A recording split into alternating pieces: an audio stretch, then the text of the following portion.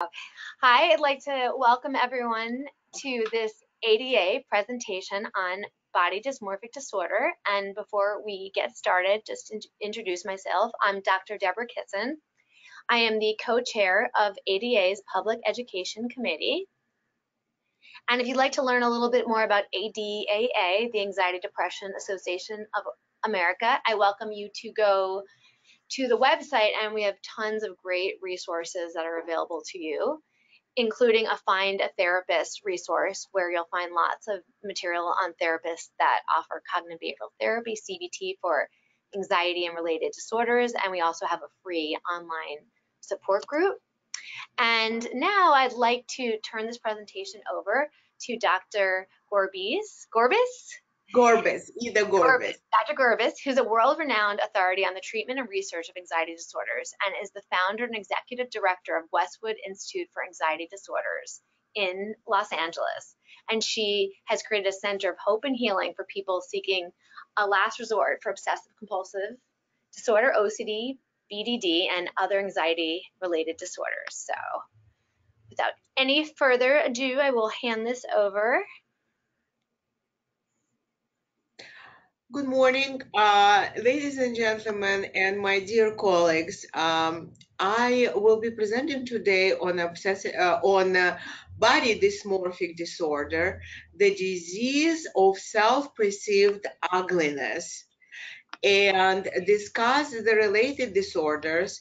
I will start with what it is, what it is not, and what other disorders are comorbid with it, and then we will also discuss, hopefully, how to assess, diagnose, and how to treat this difficult disorder.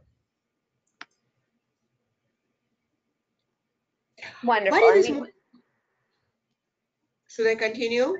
Yeah, we see your material, so all looks great. Self-perceived ugliness or imagined ugliness is characterized by distressing preoccupation of one or more perceived small physical defects, self-perceived defects that may or may not exist there, that are classified under obsessive compulsive disorder in DSM-5.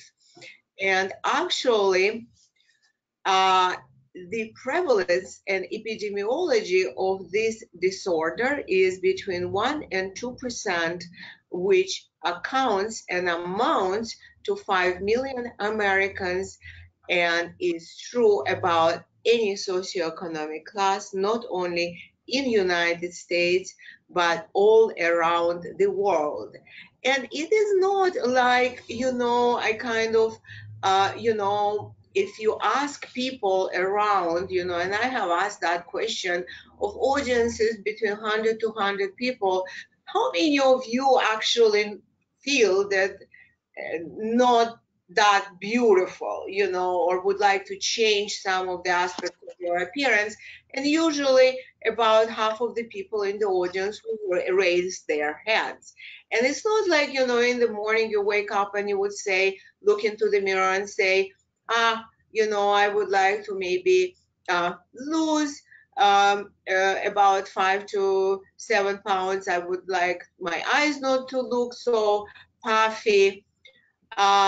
It's not like that. These people actually see this anomaly exaggerated about 100-fold, and they feel ugly inside. They feel as though there is a that they are ugly. It's very much like people with anorexia.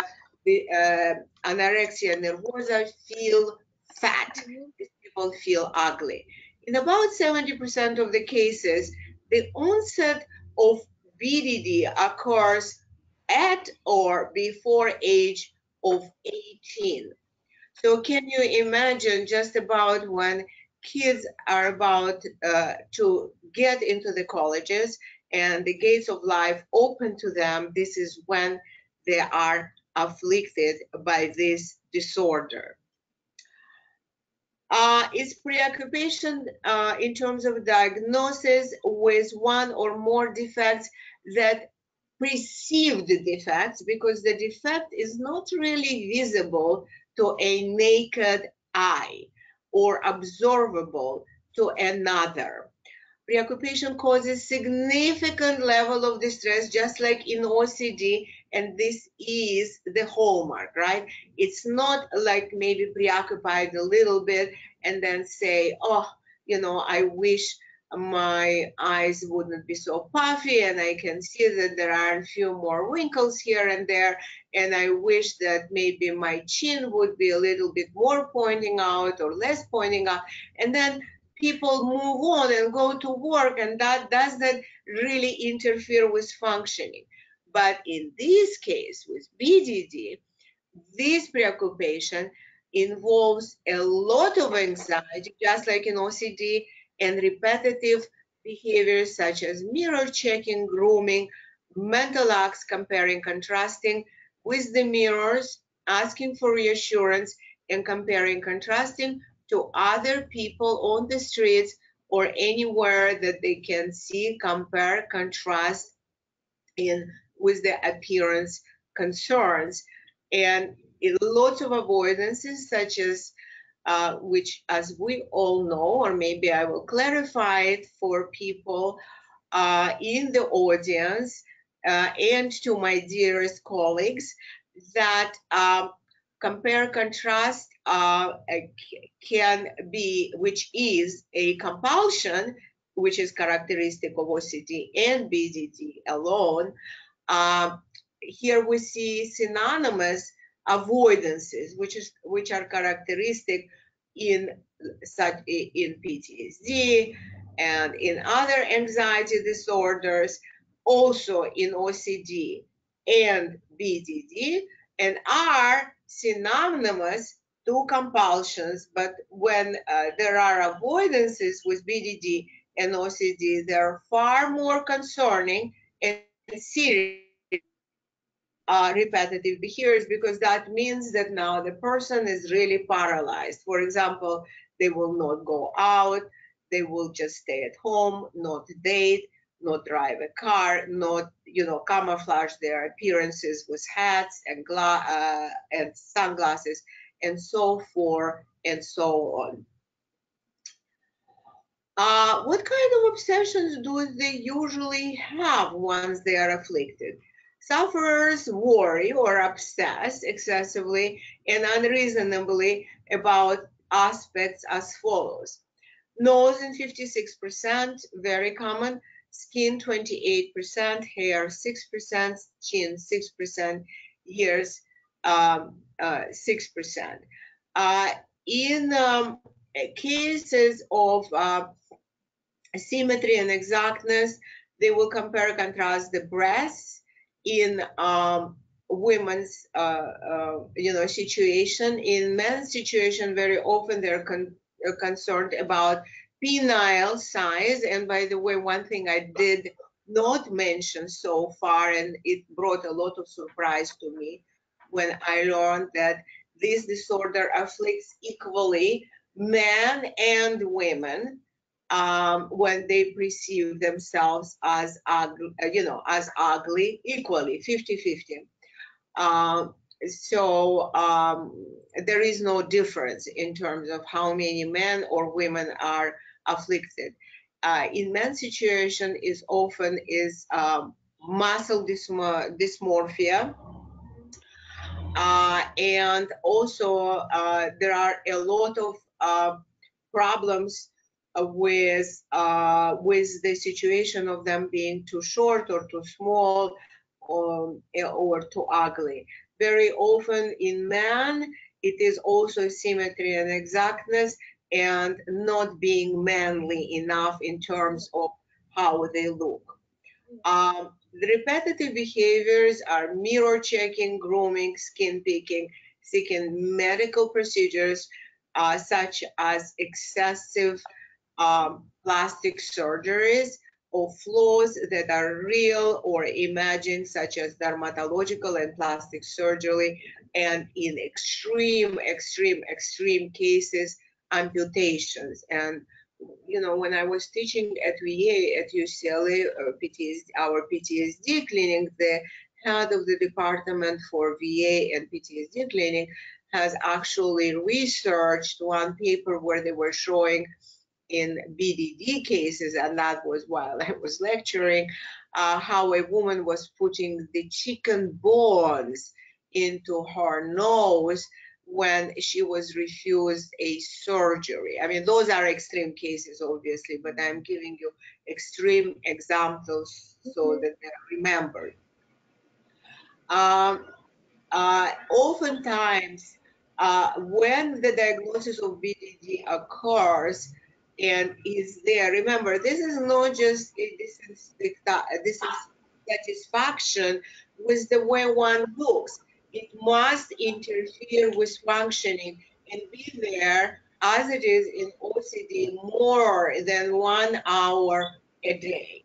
And usually these people are also afflicted with the OCD in terms of the relationship. OCD is most likely in more than 99% of the cases is present there, and people in terms of the OCD are their preoccupation there is with perfectionism, with fear of making mistakes, fear of being criticized in their functioning, which is all around. And here the preoccupation would be like my makeup is not exact and done to perfection, and like, you know, they would be getting lost in lashes. I call these cases when they are doing their eyes for 12 hours a day or changing their clothes, you know, for 3 to 4 hours a day because they don't feel right in certain clothes. You are free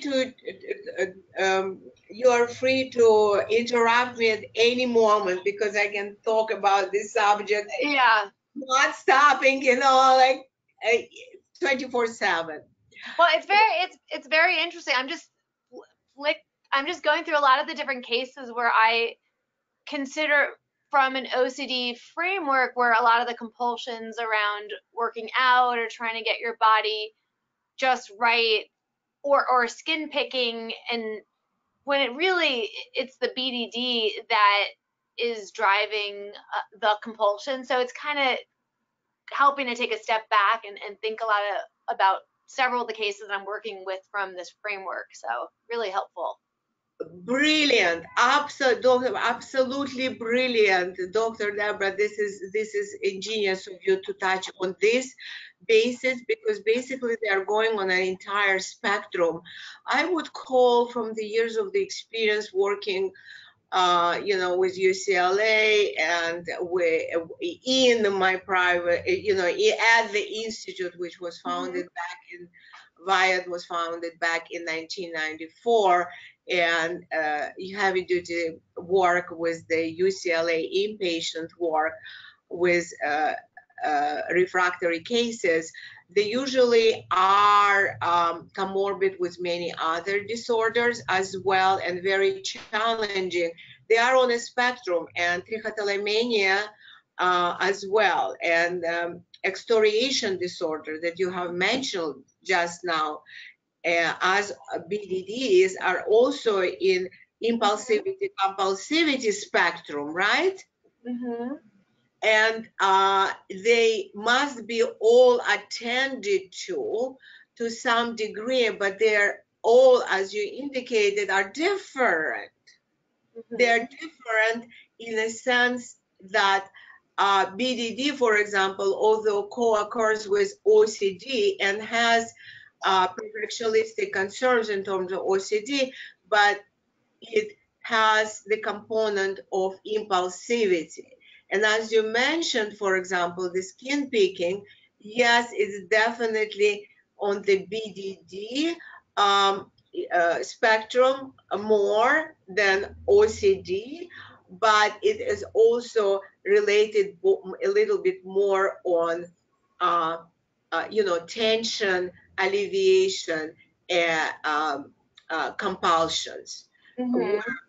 Where they, as you know, from your experience, and you mentioned it, that they cannot tolerate the tension of uh, uh, and also of having something imperfect under their skin by tactile and visual stimulants. So that was a great example. Thank you so much for giving it to me and steering me towards this other part. The other thing is, let's go back. The other thing is that compared to OCD, and I love that that you steered me towards this part. Um, Compared to OCD, BDD patients have much poorer insight, and that is they may get delusional, and they are mostly delusional more. There is higher delusionality and suicidality. This is why one of my studies where we tried the crooked mirrors has never come to an end, because I was petrified that they would kill themselves at night. And I just didn't finish the study, despite of Dr. Fo's insistence that I should. But then she understood me when I explained the reasons behind, why I did it, because there is such a high suicidality, and it's about depression is clinical depression.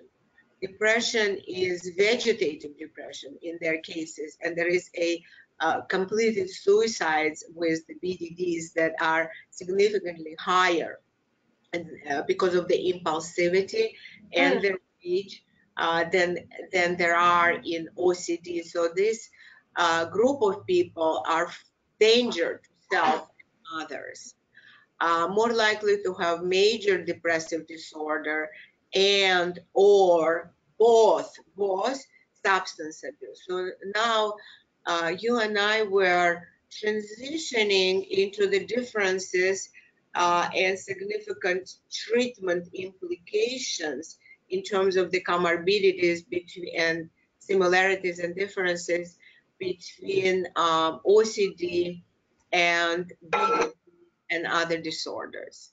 And I will point it out in the next slide probably, but please intervene. I love this dialogue that both of us are having,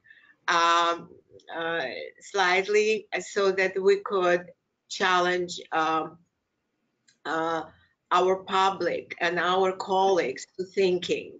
Wonderful. And I forgot to introduce, when I introduced myself, for the viewers who are there, also one of my wonderful therapists who's at the center, Ashley Plants, who's here with me. So if the viewers are seeing another person, we're both so interested in the material that I decided to offer the dialogue with a staff member. So keep going, but that's who's should here. Should I, or you have any questions, or should we talk a little bit more, like between us? Well, I think this is so helpful, and if you don't mind us continuing to kind of inject questions, Oh, I don't mind at all. I love it. Good. And you keep going, and we'll keep kind of having thoughts as we're thinking this through. So this is really great. Thank you. Go back. Yes. Okay. So comorbid disorders, as I mentioned, unlike as it is with the OCD, not always though, right? We have to make sure that there is assessment in each and every case, since they're all completely different.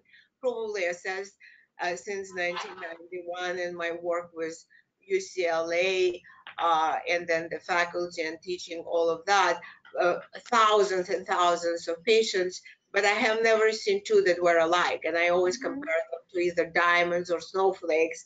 And then everybody laughs at my Russian accent. So in any case, by its nature, BDD is highly comorbid with other psychopathologies. For example, OCD and OC spectrum disorders. You see how brilliant you are? You were ahead of 5 slides when you mentioned that. OC spectrum, which means trichotillomania, which means anacaphasia, nail biting, which means excoriation disorder, the skin picking, which means also bulimia nervosa, which means also the muscle Mm-hmm. the muscle disorder, which also means excessive exercising, Mm-hmm. means also, and they are all slightly different, and the slight differences make the treatment plan different, right? And what you don't have that, I don't see anorexia in terms of Anorexia here, comorbidity. I did not put anorexia in here, and that's purposeful because that's a Okay, different, separate talk, and I didn't want to mix all the everything in there. got it. Okay. I just didn't want to do that to complicate it because usually I do it like, when I have at least 3 hours Got because it. I go in detail in every one of them. And here I just wanted to kind of just specifically do the BDD without mixing everything. But definitely anorexia is very similar because there is a visual perceptual Mm-hmm. problem and the input.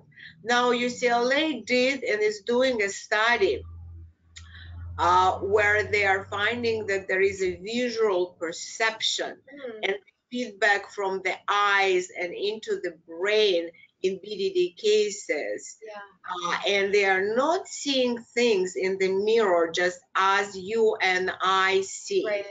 And I remember back in 1995 probably, or maybe even 1996, just before I left, working on outpatient UCLA cases. Dr. Bystritsky, who was at the time the head of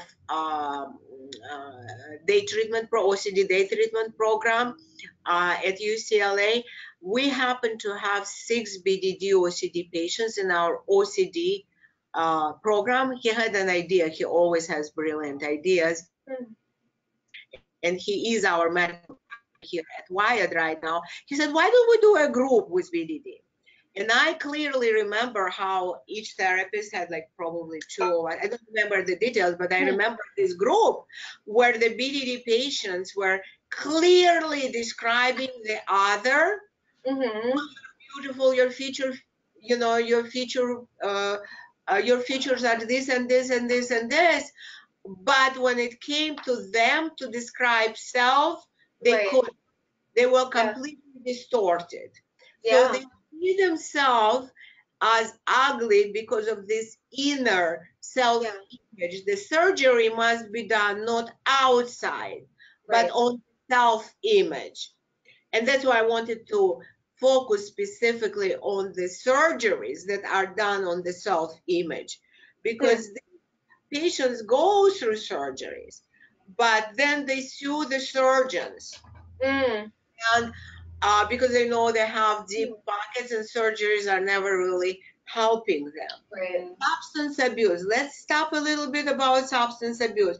They self-medicate with different substance abuses, different ones, and some of them create anger and this vicious cycle. I have had few mothers, unfortunately, that came to me in big tragedies. I believe one of them maybe could have been from ADAA, who lost their sons to BDD, and it was because they were in substance abuse programs. And the mothers ran around from one psychiatrist to another saying, it's not the substance abuse that my son has, it's BDD, address BDD. He's drinking because. Yeah.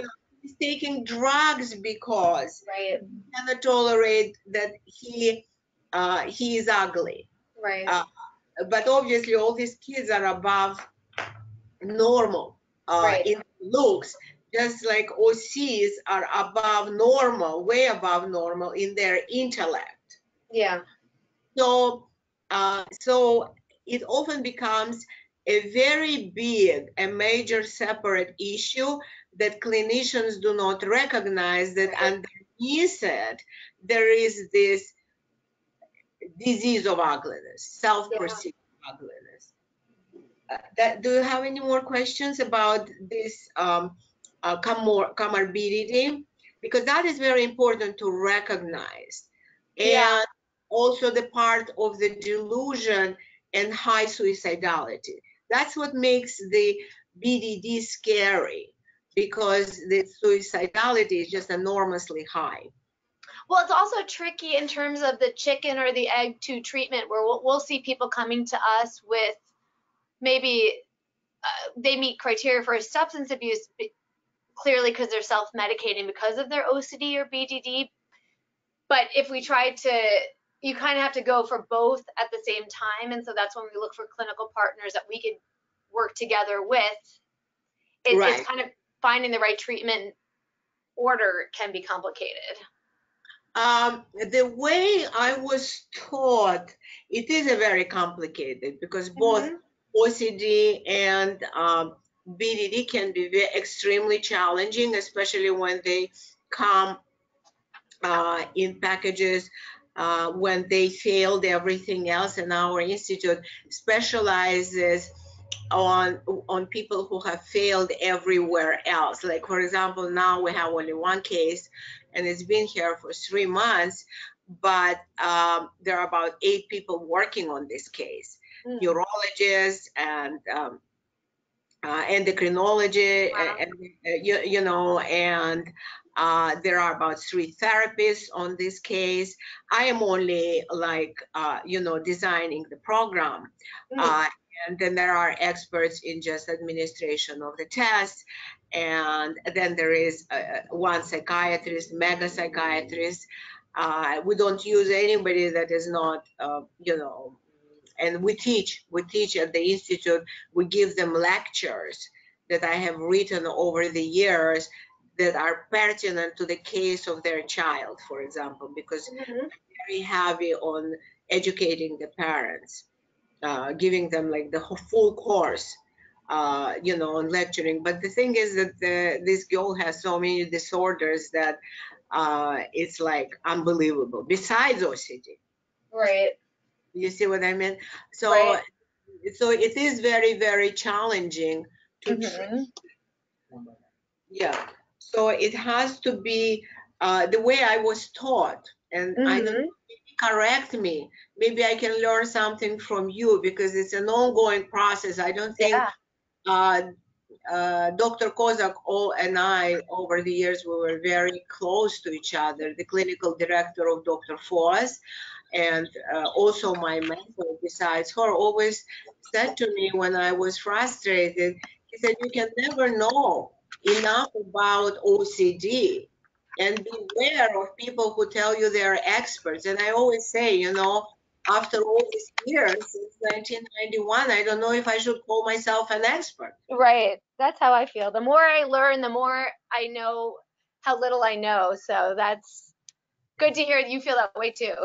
Yes, yes, I think the more we know, yeah, but specifically with this complicated disorder, right? So let's talk about the social phobia within as comorbidity.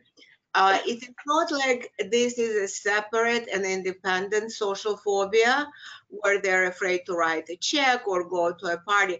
They're specifically afraid to do all the things and don't practice them, and induce people's mocking because they didn't practice it for so many years, because they were withdrawn and isolated from the society.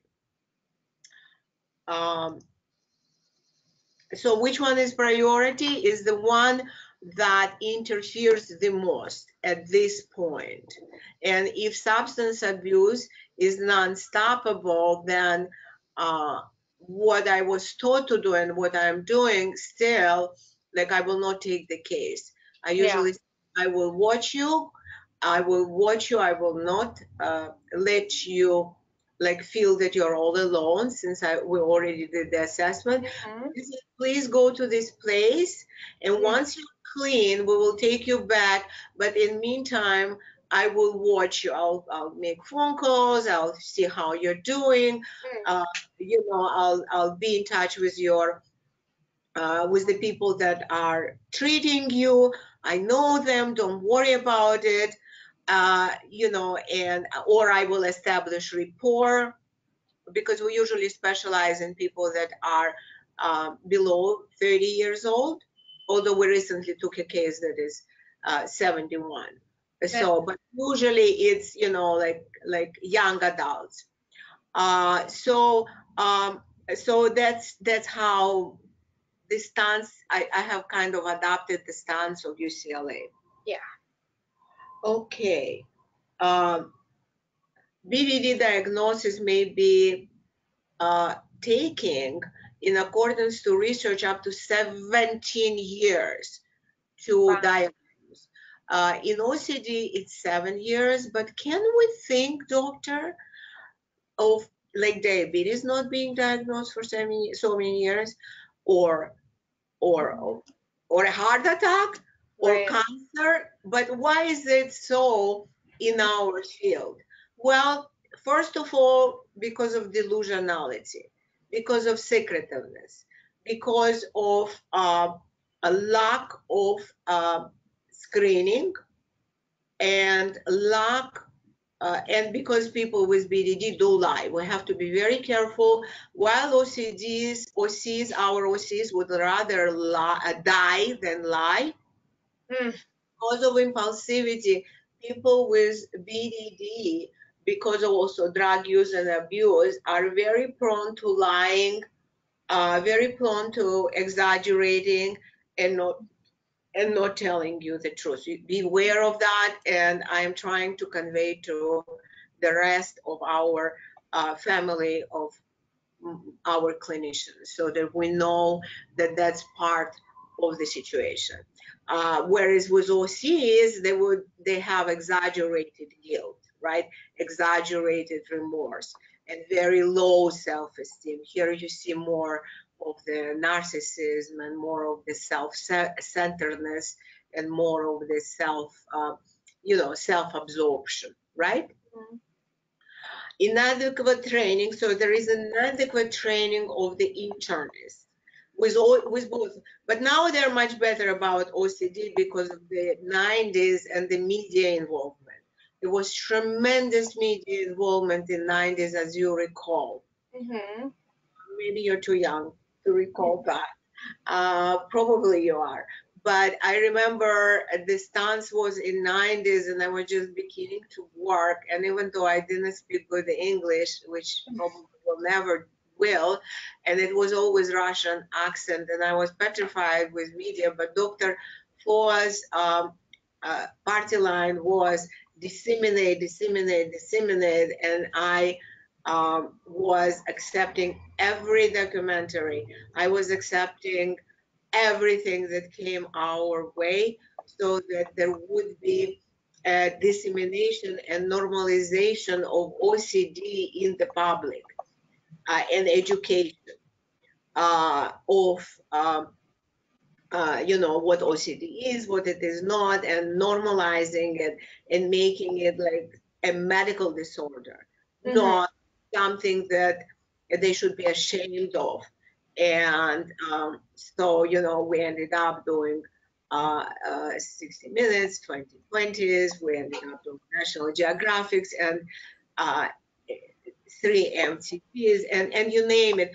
But it was very helpful to public.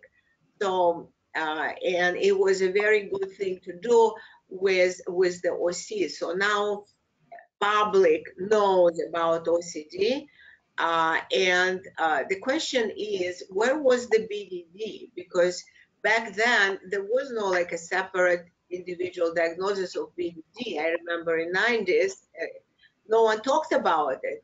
So the question arises, so where were they? My hypothesis is that it's not like they didn't exist. There are stories of a nanny taking a child to the shrine, like from 15th, 16th century, right around mid-centuries, of a girl, of a princess who was gorgeous and thought that she is ugly. Mm-hmm. I remember reading those, and I'm sure you did too.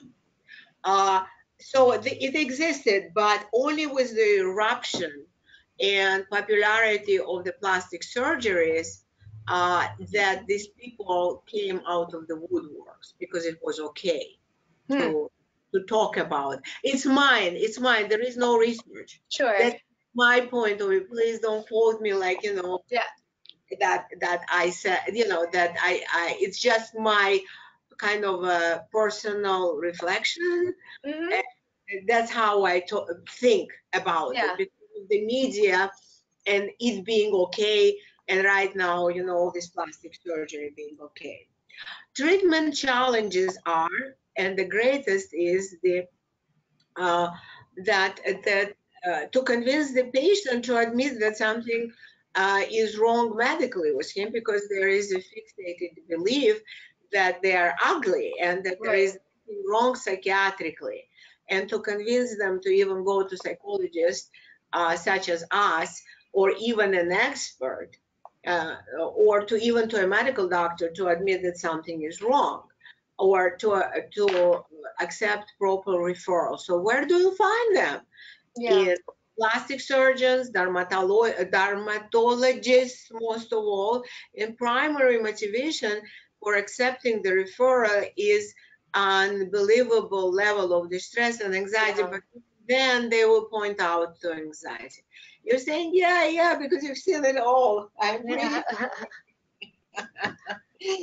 So this is the challenge. So they don't come to us. So how can we treat or learn how to treat, right? Mm-hmm. Oh, yeah. And that's the goal. And then what are the obstacles? So the first obstacle is they don't perceive the challenge. The greatest challenge is to convince. Resizing the defect. I talked a little bit and touched upon it, that there is a self-perceived, exaggerated, the self-perceived ugliness inside, and that the surgery has to be done specifically on doing the surgery of the uh, self-perception. Hmm. That's where the surgery must be done, because the self-image, that's where we come in as surgeons. We're surgeons of the self-image, where they're not giving into the feeling, but Mm-hmm. are cutting the feeling out from the functioning and separating them. That's what Michael Kozak would say. The functioning and feeling must be separated, and uh, how do you say it? Yeah, like Mm-hmm. dissected, like you take a scalpel and you separate them, and it's very Mm-hmm. challenging in psychiatry, because they feel that it's them, right? In medical medicine, in medicinal cases, the doctor, when people come to a doctor, they say, look, doctor, I have a headache. They know that it's a head that hurts. Here they feel it's them, that they Right. are ugly, right? So Mm-hmm. it's more challenging over work, because you are working in a dark box. There they feel that the nose needs to be resized, but it's not the nose, it's the feeling of the nose being ugly that must Right. be resized. That's why come here the crooked mirrors, like in funhouse mirror, Uh-huh. where I show them from outside, in a crooked mirror, that here is the mirror. Uh-huh. Can you see it? Yeah. Is So it like a fun house? this We is can't see that about, it's distorted though. yeah, Is it's there a way very, to show? do you see that it's this story? It's not, it's always, there are many different ones, but Is there it's a way to show someone's face in it? Is there any way that we can see what it looks like with someone looking in it? I know it'd be um, hard for you to do. well, I have it makes me actually very, very fat, but I Uh-huh. can sitting in front of me, in front of it, so many years that I don't even see Oh, anymore. That's the exposure, that it makes me look fat. And all ah, the times I will look into it and begin to laugh, knowing how exposure works. that's so funny. So funny. Yeah, and this one will make you look very uh, much smaller. Oh, interesting. Yeah, much smaller. I need to buy some of those. I gotta put that on the list. That's And, great. yes, and then there are also apps on the telephone that Yeah, distort you. I don't right. believe that they will work for the treatment as well, because although it's a very good tool too, Yeah, because these are the external objects that they can manipulate with.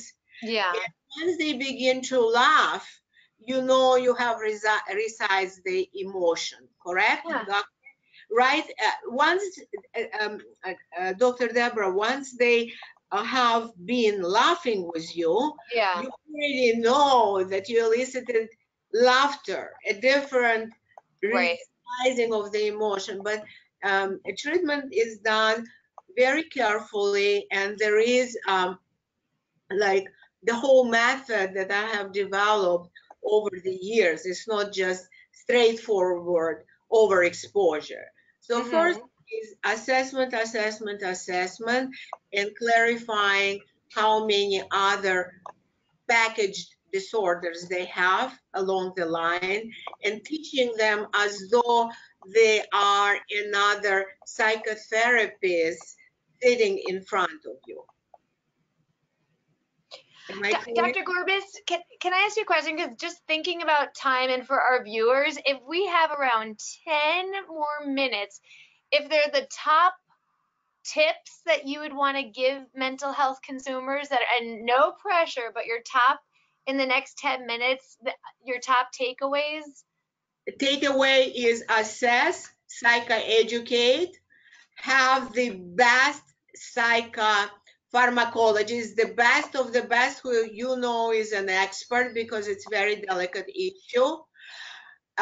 Do the core exposure and response prevention, which can be done by first simple uh, mirrors and write, like, like objectively. I would give them the exercise, like Uh-huh. pages, describe like as though you're looking for a person. uh, you're police and you're looking for a person. How would you describe the features? Hmm. So that they're objective and they're separate from I feel ugly. And so that's number one. So So that you what would that sound like? Like I see a no, 3 inch. no, that, yeah, so I see like in driver's license, brown eyes, pointed nose, um, full lips, pointed chin, uh, white, or white, I don't know, approximately 5'3", approximate weight 136 Huh. pounds. Got it. I mean, And would brown you do that hair. as they're looking in the mirror? Are you doing that? So they're looking in the No, mirror and describing? no mirrors whatsoever. Okay. Just like, for example, like how is it on your driver's Got license? it. Okay. Or how is it if you were described by police? Got it. You got it? Yes. Okay, then not how you feel. No, take the feeling completely out. And Ah. then I show them the regular mirror, and then so externalizing, okay? And then later we again, but this goes along with the psychoeducation, what BDD is, writing external internal cues about, externally. Yes, when I see a beautiful woman or a beautiful man, this is when I feel more ugly, because now I wish I was looking like her. I wish I had a waistline like this woman, right? Or I wish I had a skin that was so flawless as this woman in a magazine, right? Now, so in summary, and then at the end, I would introduce this exposure. Yeah. So we have handwriting, external, internal cues, then in vivo exposures. We have social skills training, specialization, like for example, we have exercise also because crucial for antidepressant intervention on daily basis. We can train them sometimes in public speaking or, exposures 3x5 cards in terms of, how you talk to people on the street, repeatedly, or go to a party, what are the normal questions to ask, such as like, where did you go on a vacation this summer, or where are you planning to go? And then 24/7, no checking, in the mirrors, no checking. Yeah, covering the mirrors, that's a big one. Like, no hand washing. Yeah. Okay, and then introducing the mirrors very slowly. And then at the end, I show them the mirrors. That's a nutshell. But make sure they have a very good pharmacologist. Basically, I'm done with the lecture. And I noticed that you just went past a slide that had a case. The case was it the case of these 17 surgeries and 100? Because we have like a few more minutes if there was anything with that case that I would will be be helpful. delighted to tell you about this case. This is the case. I'm sorry, do you want some water? I'd give you water, but I'm across the country. Oh, you got some, okay. Yes, this is my favorite case. It was my first case of falling in love with BDD cases. So the case involved a 78-year-old gorgeous woman who was referred to me by a psychiatrist from UCLA who was seeking treatment for her. She was never married and hasn't been dating. She was a businesswoman and had some practices of occupational therapies, and she has she was working. However, she has had a history of about 40 accidents where she would be putting makeup and mirror checking on freeways or wherever by looking in the rear way mirror into her face or putting makeup because she constantly looked into the mirrors for her appearances. She was performing 20 to 30 facial rubs a day, washed face 30 times daily, scrutinized the symmetry and exactness of her body parts, specifically breasts. So I had her to look at her uneven breasts. She had about 6 surgeries on her breasts. Wow. And really with each of them was like beautiful in her own way. I mean the breasts, but they were very different because the surgeons happened to kind of make them individually beautiful but very different. So I had her write how different they are and how not fixable it is. How to have in a normal mirror, right? And how she needed to like habituate to that's the way it is. That's that. Then she scrutinized symmetry and exactness of all parts. So with that, we did this work. She used to put cosmetics in ritualized order. I messed that order up, and I would come to work with my one lash on my eye painted and not, and she did the same. I gave her time for makeup about 15 minutes. Yeah. And her ritual required about 8 hours a day. She was late to her 35th birthday by 36 hours. It was a surprise party, and obviously everybody was gone when she came. Yeah. So, oh, actually, it's written here 32 hours when she came. So, in any case, the 17 surgeries and 100 facial wraps. And I made a mistake. She was 45 years old. So I did the treatment covering OCD, the basis for OCD, for social phobia, and for that and then I did take her to a couple of conferences at ADAA and also OCD, and she was presenting with me for a couple of like years. I followed her up at 5 years. She was already married. She was already like for a long period of time. She was not giving into compulsions, and she hasn't had any more plastic surgeries or plastic interventions. And then I followed her up on the phone for some time, and then lost her phone number. Yeah. So that is the case. She was on SSRIs. Yeah. She was on also other medications from which we never took her off. And from there on, I was bombarded with many, many, many, many cases in which I was fascinated by them, still fascinated by them, but I indicated and underlined the difficulties with those cases. They're challenging, but I still am infatuated with them, and I believe it's a lifelong attachment, as it is with. Yeah.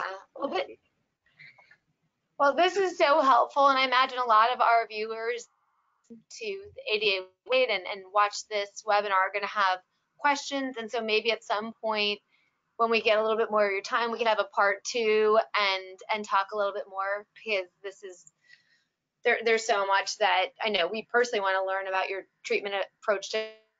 Thank you so much for taking the time. I would love nothing else but this. And I cannot thank you enough for creating my day and having me disseminate my knowledge, because that's what I really want to do for the rest of my life.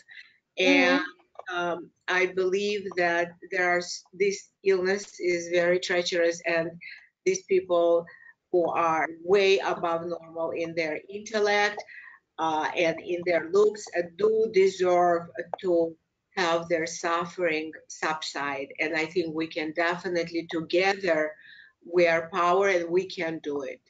Yes. And I thank you very much in your interest, and thank you very much. Please feel free to arrange more seminars if you're interested. We are, so we will be back in touch. Thank you so much. Thank you. Have a great day. Thank you very